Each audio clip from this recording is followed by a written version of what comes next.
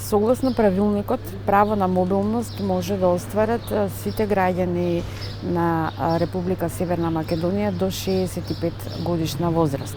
Правото на мобилност се остварува преку аплицирање на мој термин преку матичен лекар, откако ќе се обезбеди термин кај соодветната лекарска комисија со соодветната медицинска документација, а по потреба се носи и лицето.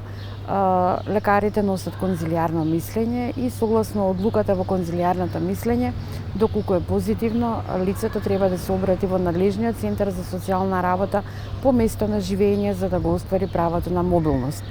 Кон конзилијарното мислење треба да достави важечка лична карта на болното лице, трансакцијска сметка, за да може парите да се префрлат на сметка на болното лице.